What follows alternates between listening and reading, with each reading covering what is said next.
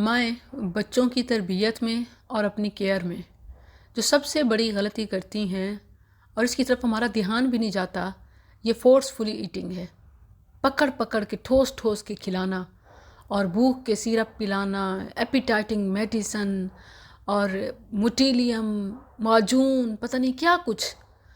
تھوڑا سا اوور کھلانے سے اگر وومٹ آ گئی تو اس وومٹ کا بھی باقاعدہ علاج ہوتا ہے کہ بچہ الٹیاں کر رہا ہے، کہاں سے کہاں بات پہنچ جاتی ہے۔ بچپن میں کی گئی اس غلطی کا مداوع جوانی میں بھگتنا پڑتا ہے، کیونکہ اب ہمارے بچے موٹاپے کا شکار ہو رہے ہیں۔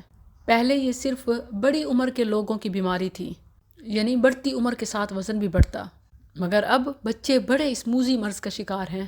صرف جسمانی ہی نہیں بلکہ روحانی بیماریاں بھی، دنیاوی اخروی وبال بھی اس اوور ایٹنگ سے آتا ہے۔ اسی لیے شریعت مطہرہ میں کم کھانے کی ترغیب ہے اور زیادہ کھانے کی مذمت ہے، حتیٰ کہ کم کھانا ایمان کی نشانی اور زیادہ کھانا شیطان کی نشانی قرار دیا گیا ہے۔ لیکن ہمارے ہاں معاملہ ہی برعکس ہے، وزن اتارنے کے لیے بھی کھانے کا پوچھا جاتا ہے، حالانکہ نہیں کھانے کا پوچھنا چاہیے کہ کیا نہ کھاؤں، کن چیزوں سے وزن بڑھتا ہے۔ اور اسی طرح کھانا ہضم کرنے کے لیے بھی کچھ کھایا ہی جاتا ہے، حالانکہ ہاضمہ بہترین ہی بھوکے رہنے سے ہوتا ہے۔ یاد رکھیں کہ اصل میں کم کھانا ہی صحت یابی کا راز ہے، اور قرآن میں اس پر بڑا زور دیا گیا ہے۔ نفحۃ العرب ایک کتاب ہے، اس میں ہے کہ خلیفہ ہارون رشید کا ایک ذاتی معالج عیسائی تھا۔ اس نے ایک بار خلیفہ کے دربار کے عالم علی بن حسین سے کہا کہ تمہارے قرآن میں علم طب پر کوئی رہنمائی ہی موجود نہیں ہے، جبکہ علم دو طرح کا ہوتا ہے، علم الادیان یعنی مذاہب کا علم، اور علم الابدان یعنی جسمانی علاج و معالجے کا علم۔ تو شیخ علی نے جواب دیا کہ ہماری کتاب قرآن مجید نے تمام تر علم طب کو ایک آیت میں سمو دیا۔ سورۃ الاعراف کی آیت 31 کا صرف یہ حصہ، کُلُوا واشربوا ولا تسرفوا، کھاؤ پیو اور حد سے نہ بڑھو۔ کیا آپ جانتی ہیں کھانے پینے میں حد سے بڑھنا کیا ہوتا ہے؟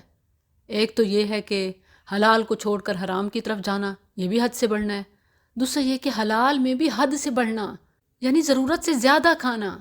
یہ آیت سن کر عیسائی طبیب کہنے لگا، اللہ کی قسم، تمہاری کتاب قرآن نے طب میں کوئی بات نہیں چھوڑی۔ یہ کوزے کو سمندر میں بند کرنے والی بات ہے۔ اور یاد رکھیں کہ بچوں کی تربیت میں یہ بہت اہم پوائنٹ ہے۔ یہ جو ہم سکرین کے ساتھ بچوں کو کھلا رہے ہوتے ہیں اور اس طریقے سے وہ اپنی بھوک سے بھی زیادہ کھا جاتے ہیں، شاید ہم تو وقتی طور پر ریلیکس ہو جاتے ہیں، یہ گویا اپنے گلوں سے اتارنے والی بات ہے۔ بچہ چلتے پھرتے، سوچتے سمجھتے اور بھوک کے لگنے کے بعد جو کھاتا ہے، وہی نہ صرف جزو بدن بلکہ جزو دماغ بھی بنتا ہے۔ یاد رکھیں، انسان کو قلت نہیں کثرت تباہ کرتی ہے۔ فرعون کیوں برباد ہوا تھا؟ قارون کیوں برباد ہوا تھا؟ نہ ہونے نے نہیں، ہونے نے برباد کیا تھا۔ اس وقت جتنے بھی چیلنجز ہیں ان کی بنیادی ایک وجہ اوور ایٹنگ بھی ہے۔